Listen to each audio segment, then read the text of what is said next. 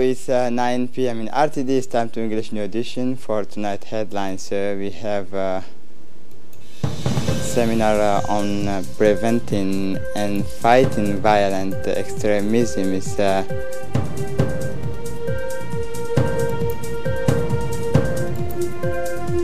the international scene, International Monetary Fund growth forecast for this year. Welcome to our newsroom. Today's regional workshop on building capacity of security personnel and civilians in the maritime file of the Horn of and East Africa took place yesterday, Tuesday, 9 April 2019 at Sheraton Hotel, organized by the IGAD Centers of Excellency for the Preventing and Combating Violent Extremism in collaboration with the Italian Ministry of Defense. This workshop aims to highlight possible means of prevention and control against violence extremism. The Minister of Foreign Affairs and International Cooperation, Mahmoud Ali Yusuf, the Minister of Defense of Djibouti, Ali Hassan Bahdoun, the Italian Minister of Defense, Miss Elisabetta Trenta, and the resident and non-resident ambassador in Djibouti participate in the event. Ambassador Adam Kulak, head of the delegations of the European Union in Djibouti. It also brought together participants from IGAD and Tanzania member states and experts from the International Navy as well as national maritime authorities during these 2 days. The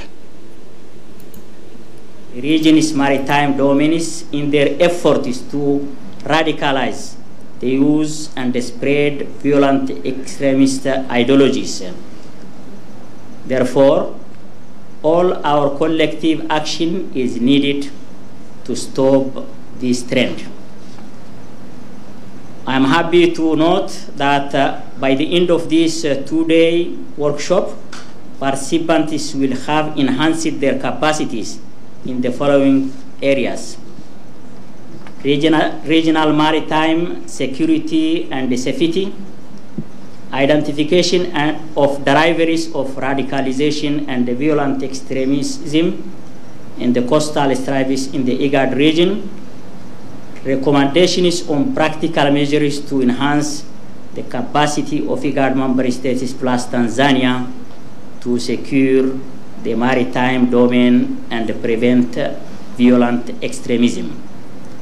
Excellencies, ladies and gentlemen, the objectives of this workshop are in line with IGAD's vision and mission to build and enhance the capacity of both state and the non-state actors in the region in its efforts to promote peace and security as well as sustainable development. The ambassador of European Union to Djibouti, Adam Kulak, has stressed the importance of this meeting. Listen to this. There cannot be a better place than Djibouti to discuss maritime security, as the sea is in the center of its existence, the center of its strategic importance.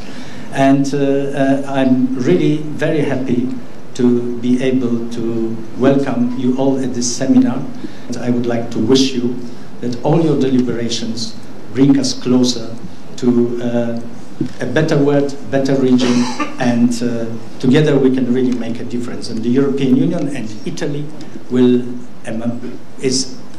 be, of course, your partner of confidence for this. But not only Italy, but also other European Union member states. I cannot not mention those who participate, of course, in the operation, who provide logistical support for this operation, Atalanta and our activities, France, Germany, Spain, and others. Please take it for granted that the European Union will continue to assist you, to support you, and to provide necessary logistical and financial support for the activities in this direction. The Minister of Defense, Ali Hassan Bahdoun, has indicated that this meeting focuses on building the capacity of Coast Guard, maritime personnel and civilians in the maritime file to detect, prevent, stop and prosecute illegal and illicit activities that contribute to radicalize youth and spread violent extremism ideology in the coastal regions of Horn and East Africa. Encourager nos hommes et femmes qui sont en permanence la lutte contre la piraterie au large de...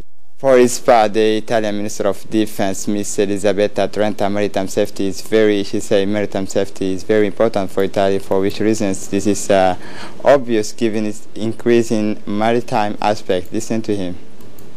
Subject that really matters to Italy, and the reason behind that is evident considering our intrinsic maritime nature. Italy's past, present and future cannot be disconnected from the maritime domain. The Italian economy and those of many Mediterranean countries rely more than ever on the maritime environment. We call it the blue economy, and it is a pivotal part of our sustainment and well-being. It includes maritime transport, ports, shipbuilding, recreational and leisure shipping, fishing, tourism, research, energy, defense, and much more. In a country like Italy, poor in raw materials but boasting a strong industry, including in the field of tourism, the maritime system has a direct impact on the economy.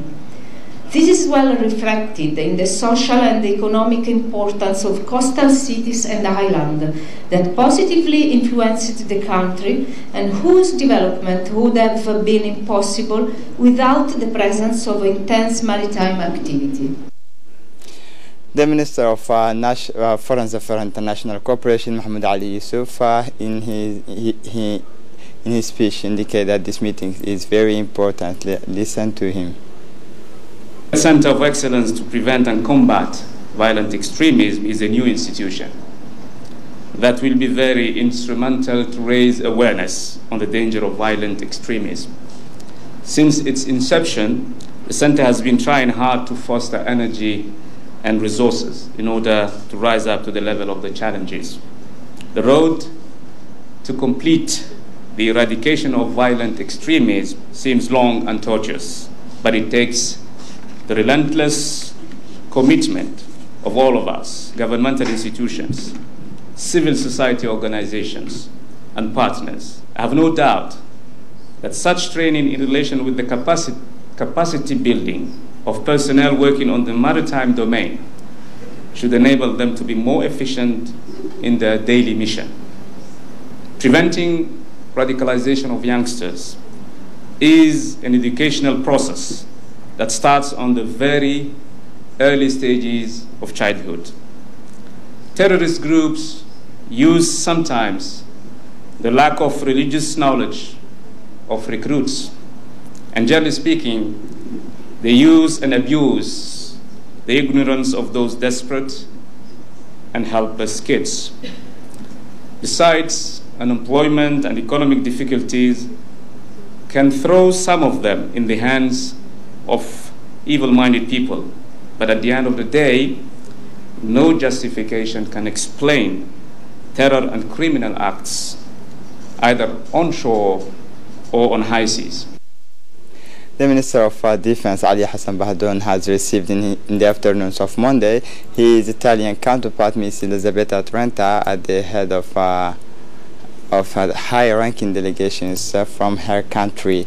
After the words of welcome, the two ministers discussed the state of bilateral relations between Djibouti and Italy, including cooperations in the field of defense. They talk about ways and means to promote them. The Minister of Defense in charge with the of relations with the Parliament, Ali Hassan Bahdoun, also emphasized the remarkable work done by Italy.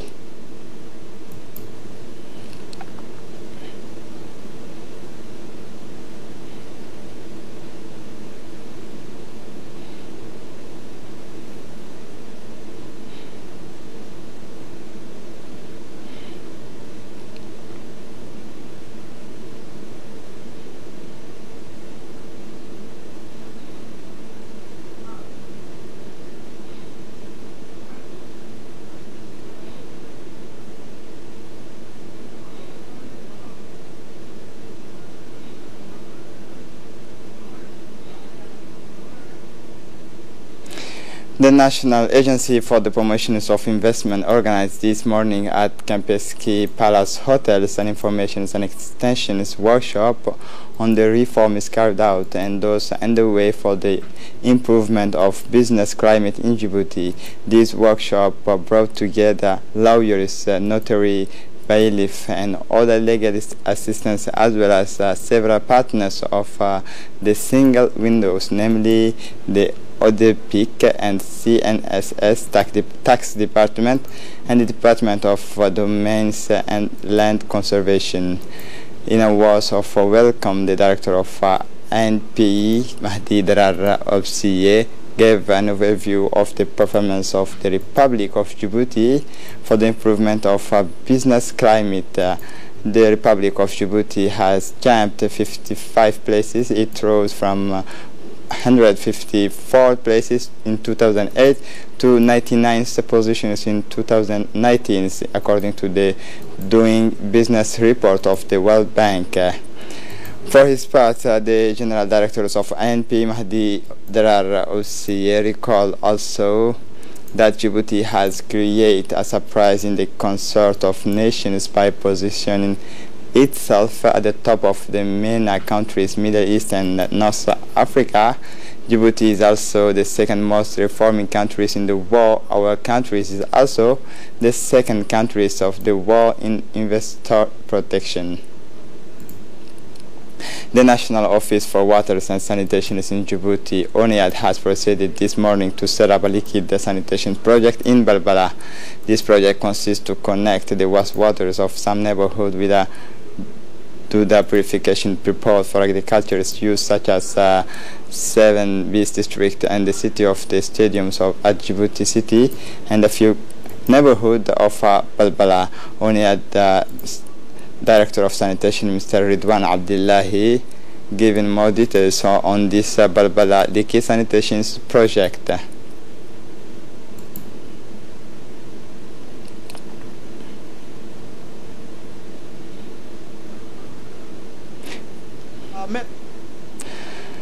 As part of the fight against delinquency in all its forms, the gendarmes of Anglais Brigade put an a hand that lasted for several months. In fact, during the year 2018 and the first quarters of 2019, the Anglais Brigade recorded several complaints from traders and residents of the city of Al-Hibar, Makaram and Wedajir's neighborhood 3 and 4 on the thief of a vehicle called carjacking is in judicial. The investigations led to the identifications of 2 criminals who were particularly well armed and well equipped. The latter operate mainly at late hours of the night, but always with the reconnaissance of the terrains and the future targets made upstream.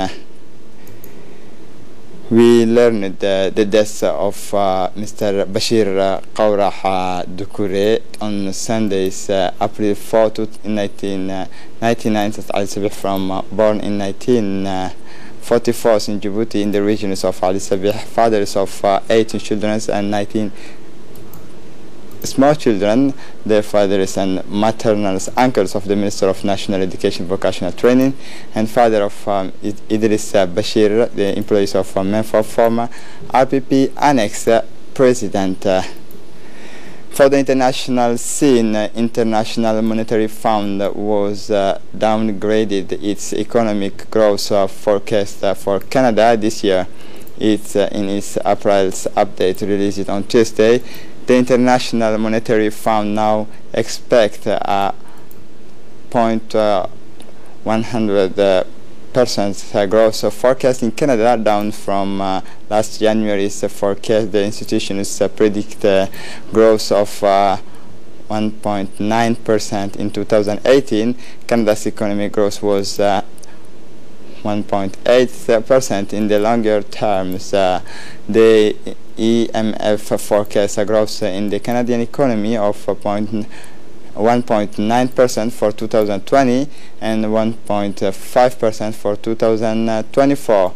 These forecasts are less optimistic than the Bank of Canada's January's assessment, which projected growth of 100.7% for 2019 and 2.1% for 2020. On a global scale, the International Monetary Fund expects economic growth of 3.3% for 2019, so while its previous forecast was 3.5%. This is it for the news. Thanks for watching us.